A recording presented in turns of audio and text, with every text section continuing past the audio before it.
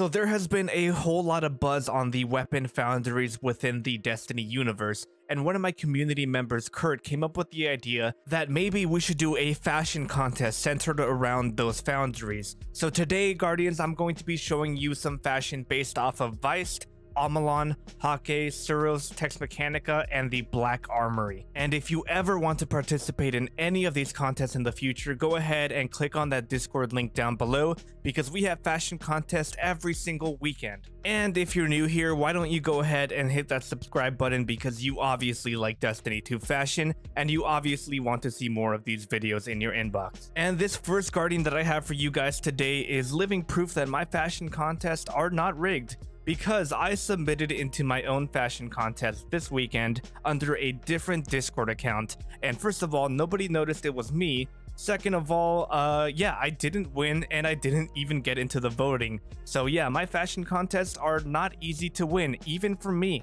But this is my hunter based off of the Weist Foundry. But this hunter was actually inspired by a hunter that made me super jealous that I showed off in a video 2 years ago on my third ever YouTube video here on the platform, and that was from Cryptic Dragon. So if you want to see that hunter, go ahead and check out that video, because my hunter is basically the updated version of that. The important thing here is that we really embody what Weist is, so it's like very aggressive styling with the mostly black coloring on the clothes, and of course the classic Weist lime green color. Next up, we have a Tex Mechanica Warlock from Rald. I hope that's how you say your name, but yeah, he definitely embodies that Tex Mechanica feel of like the western deserty colors with the like browns and golds. I also really like what you did here with the shaders. Not only did you use a bunch of them, but the shader on the robes make it look like it's caked in sand. So yeah, bonus points for that, and for the fact that you did the Tex Mechanica look without using a hunter. Now, I know I just said that, but my man 16 is here to prove me wrong, because he's putting a little bit of a unique twist on the Tex Mechanica look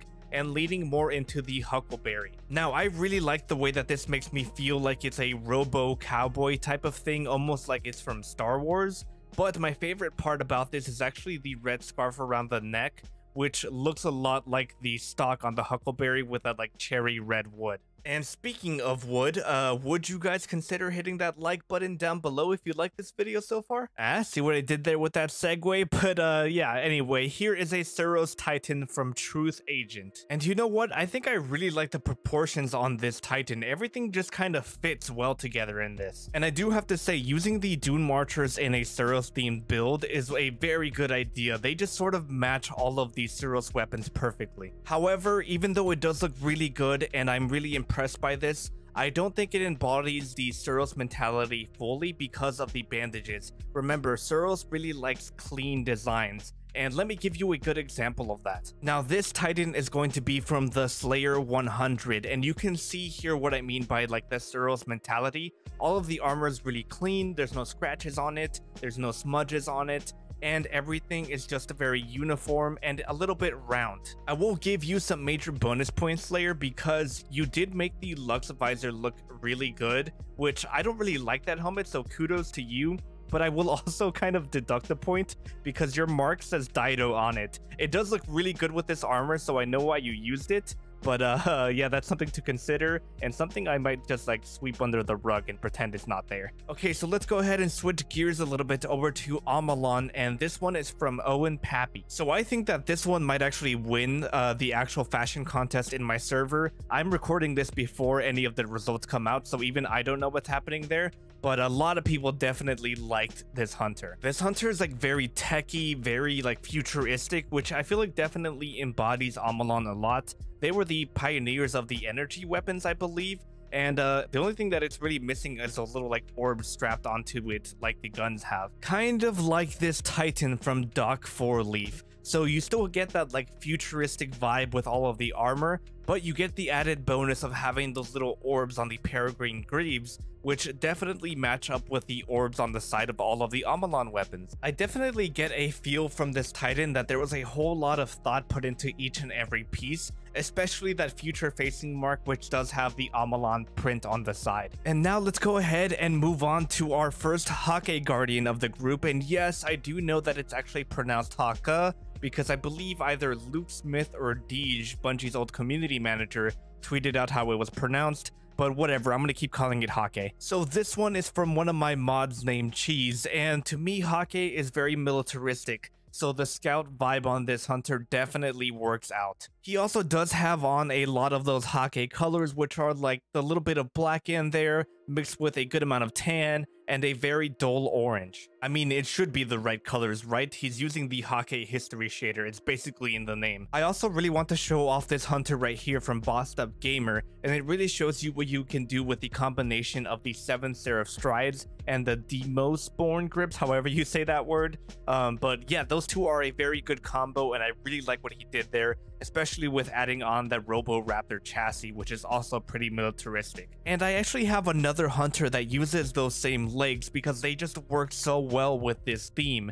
And then of course you still have those same like tan colors and those same dull oranges. And I know that that was a whole lot of hunters, but hunters are just so good at fitting that tactic cool theme so nicely. But hey, how about I make it up to you by switching over to the Black Armory? And before some of you get triggered, yes, I did say that you weren't allowed to use any weapon ornaments, but I feel like the normal Izanagi's Burden will still work with this build. And the reason I say that is because on the Izanagi's Burden and on these robes, you do have that like porcelain-like look to them, where you have the nice white and a nice design with the blue lines. So yeah, this fashion build is definitely a good in-between of the actual default ornament and whatever the other ornament is called. I'm sure I'll pop it up right here. The only thing that I didn't really like here is the nothing manacles. They're kind of out of place, but hey, the rest of your build is still really cool, so I'll let it slide. Now, if you are after that traditional Izanagi look with the black and white coloring, we also have this warlock from PF,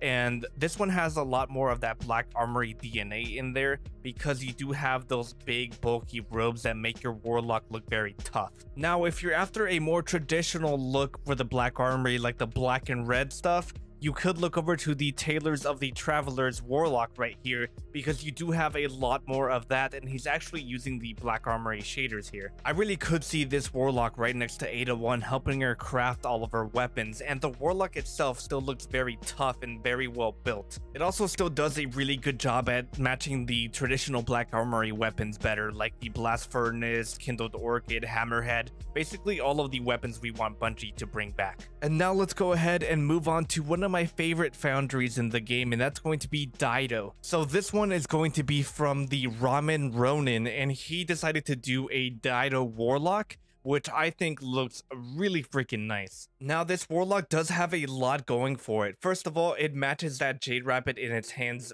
very well, and we also have the Dido robes, which are also very sporty, which is complemented by the fact that they have a very sporty looking sparrow. And overall, the Warlock is just very sleek and thin, and I feel like it matches that Jade Rabbit very nicely. But if you are after a lot more of those traditional bright pink colors that Dido has, then go ahead and take a look at this Titan from Anxious. So this Titan does have the Legacy's Oath gauntlets on it, which has that like nice purplish pinkish projection that goes very well with all of its bright colors. And of course, it also does have that Moonfang X7 helmet, which is part of that Dido set, which makes this just a tad bit better. I also really like the use of the Neopop wave here, just because it does have more of a reflective surface, which would look really cool at night next to a bunch of neon lights. Okay, so that has been a whole lot of fashion, and we still have some Guardians left, but if you like the amount of fashion you're getting, consider following me on either my Instagram or my Twitter, or I post fashion like this daily. So if you're after some ideas for your next Guardian, consider clicking on some of those links down below. Okay, so now let's go ahead and circle back to Viced, because I have some more Guardians to show you for them, starting with another Guardian from Cheese. And this one is going to be a Titan. So we have a lot here that we'd like to see from Viced, like of course the black with the lime green coloring, the aggressive styling with all of these sharp edges that come down to a point, and the Titan itself is very thin which also kind of plays into that. We also have the Basalt Toxic popping its head out again just because it is such a good shader for mimicking that Feist coloring. Okay, so now let's go ahead and circle back to Suros because I have another very clean Titan, and again we see the Dune Marches pop up here just because they are a very solid choice for mimicking that Suros theme, which again is very clean, round, and there's no scratches or smudges anywhere. Now I will however deduct some points like I did with the first Suros Titan because he is using a mark that has the Black Armory logo on the back of it, and I bet he didn't think I would notice, and even though it fits together very well with the Pathfinder's chest plate, it is a little bit of a problem if you're trying to do a build based off of the Suros Foundry. But overall, it's still a very solid mark, and I know why he used it because it still does look very good with this Titan. I like how I keep saying I'm deducting points, but there's like no points here. These are just invisible points I'm making up on the spot. And now you finally made it to the last Guardian of the video. This one is going to be from Sniper to Sniper, and he did a build based off of Amalon. So we get those classic Amalon colors here, and I think I really like the inclusion of Frosties here because of course Amalon has like that liquid based ammo, and I feel like the Frosty tubes could have that like running through them or something. I don't know. I also thought it was a nice touch to have the Cinder Pinion cloak on there, which also has like a tube coming from the cloak, which really makes me feel like it has all of that Amalon liquid just circulating throughout this hunter's body. Now, before we get to the seal of approval, which if you're new here, that's basically going to be my favorite Guardian of the bunch, or the one that matches the theme the best, I'm gonna show you some honorable mentions. And the reason they're honorable mentions is even though they look really freaking good, I don't think they did that good of a job at matching the foundries that they were supposed to be representing. So the Guardian on the left is from Dafulegend and the one on the right is from PF. And here is the gear for Dafulegend, and here is the gear for PF. And as for the winner of the seal of approval, I'm going to have to give it to DocFourleaf.